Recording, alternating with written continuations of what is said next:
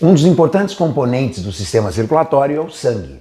É importante nós lembrarmos que o sangue é um tecido conjuntivo, é um tecido conjuntivo com a maior quantidade de substâncias intercelular, por isso que ele é líquido.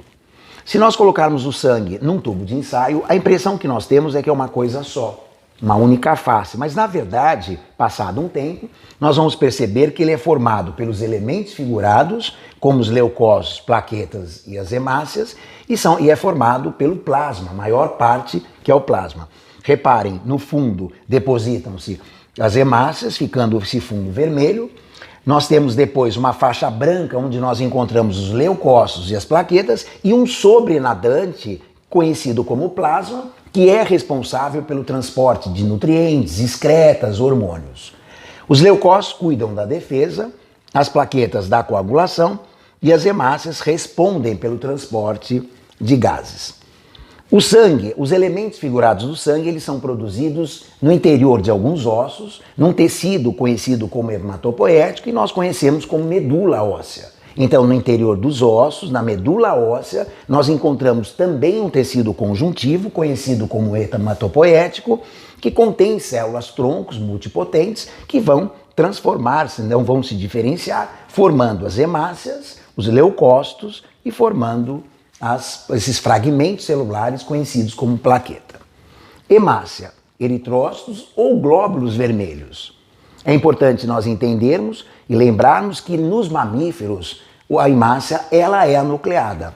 Ela perde o núcleo dentro da medula óssea, ela é um eritroblasto, é retirado o seu núcleo e ela cai na circulação na forma de um eritrócito com uma vida média de 120 dias. Muito bom. No interior da hemácia, o que nós encontramos são milhares de moléculas conhecidas como hemoglobina, são proteínas com a presença de ferro, responsáveis pelo transporte de gases.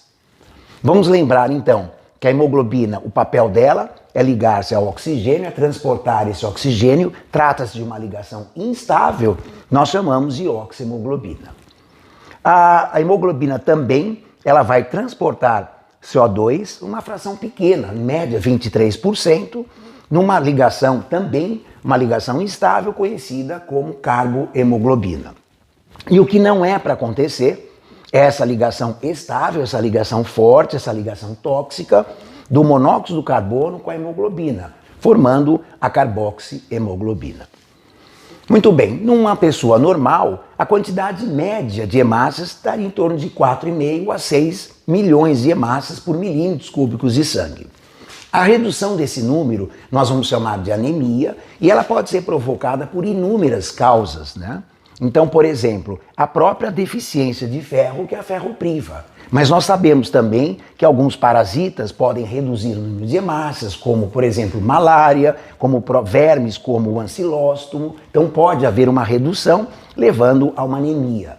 Sabemos também que a anemia pode ser genética, uma anemia falciforme, uma anemia do Mediterrâneo, uma talassemia, portanto, e nós podemos observar também um aumento do número de hemácias. Veja, se nós tivermos esse aumento do número de hemácias numa região próxima ao nível do mar, provavelmente há um problema cardíaco, porque houve necessidade de aumentar o número de hemácias. Mas normalmente, quando nós falamos em policitemia, aumento do número de hemácias, um questionamento interessante é nós pensarmos se essa pessoa não está numa região de altitude elevada, pois nós sabemos que em regiões de altitude elevada o número de hemácias se eleva. Leucócitos são elementos figurados diretamente envolvidos com a defesa do organismo. Essa defesa pode ser inespecífica através de um processo conhecido como fagocitose. Quem está diretamente envolvido são os neutrófilos e os macrófagos. E ela pode ser específica com a produção de uma imunoglobulina que nós conhecemos como anticorpos, que tem como objetivo neutralizar a ação de um antígeno. Quem está diretamente envolvido são os linfócitos, como os linfócitos B. Quanto aos leucócitos, nós temos os agranulócitos, que são os linfócitos e os monócitos, e nós temos os granulócitos, como os neutrófilos, eosinófilos e os basófilos. Os linfócitos estão envolvidos com uma defesa mais específica, sendo que o linfócito B ele se diferencia numa célula conhecida como plasmócito e vai fazer a produção dos anticorpos. Esses monócitos transformam-se mais tarde em macrófagos e são exímios fagócitos. Nesses granulócitos nós temos os neutrófilos, que é o leucócito mais frequente na estrutura deles, ou seja, é o mais populoso deles, com uma alta capacidade de fagocitose. Nós temos os eosinófilos, que estão envolvidos em processos de alergia, e os basófilos, que estão envolvidos em processos de intoxicações. Uma coisa importante nós entendermos é esse processo conhecido como diapedese. A diapedese é a saída dos leucócitos, principalmente dos neutrófilos, através dos vasos sanguíneos. Vamos imaginar um processo infeccioso, onde esses pontos pretos são bactérias, por exemplo. Essas bactérias invadiram o tecido e essas células agora, ao serem destruídas, liberam substâncias, conhecidas como citocinas, que vão promover um processo inflamatório. A inflamação provocará uma dilatação nesses vasos, haverá uma migração maior dessas células, a passagem desses glóbulos brancos que vão fagocitar essas bactérias, dando uma resolução a esse problema.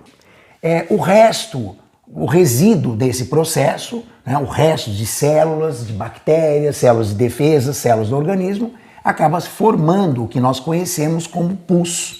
Então, o pus é o resultado do final desse processo inflamatório infeccioso. Quanto ao número normal, em média de 4.500 a 11.000 leucócitos por milímetros cúbicos de sangue, sendo que o aumento, que nós chamamos de leucocitose, ele ocorre quando num processo de infecção. Então, o aumento desse número serve para combate a esses agentes infecciosos. Então, nós temos a leucocitose. E a redução do número, nós chamamos de leucopenia, que acaba tendo um prognóstico pior, uma vez que há uma redução nas células que vão nos defender. Pode ser por um processo final de uma grande infecção ou mesmo pela deficiência na produção desses elementos pela própria medula, no caso a medula óssea. Plaquetas ou trombócitos são fragmentos celulares, corresponde a mais um elemento figurado do sangue, são produzidos na medula óssea através de uma célula conhecida como megacariócito. É importante nós lembrarmos que esses fragmentos não possuem núcleo, não possuem material genético e estão envolvidos, como nós já observamos, na coagulação sanguínea. Vamos observar um vaso lesionado. Nesse vaso, uma vez a lesão provoca a saída de uma substância da própria parede do vaso e das plaquetas, conhecida como tromboplastina, que é uma enzima. Essa tromboplastina, na circulação, combina-se com o cálcio e transforma uma proteína produzida pelo fígado, conhecida como protrombina, em uma enzima chamada trombina. Essa trombina, por sua vez, agora converte o fibrinogênio, também produzido pelo fígado, em uma proteína conhecida como fibrina, que vai formar a rede de fibrina que promove o processo de coagulação. Vamos observar isso daqui. Vamos imaginar que aqui é um vaso preservado e esse vaso agora aconteceu uma lesão nesse vaso. Muito bom. Uma vez lesionado esse vaso, a liberação da tromboplastina, ela se combina ao cálcio e ela vai transformar a protrombina nesse local em trombina. E a trombina transforma agora o fibrinogênio em fibrina, formando uma rede. Essa fibrinogênio ele é solúvel. Quando se transforma em fibrina, é uma proteína insolúvel, formando esses fios proteicos, essa rede que vai exatamente promover a coagulação sanguínea. Os elementos figurados agora ficam presos nessa malha, promovendo o processo de coagulação sanguínea. Então, é sempre observar que as enzimas tromboplastina e trombina são as duas enzimas. A tromboplastina vai converter a protrombina em trombina e a trombina converte o fibrinogênio em fibrina. Lembrar que o fibrinogênio é uma proteína solúvel e transforma-se em fibrina, que é uma proteína insolúvel, promovendo a coagulação sanguínea.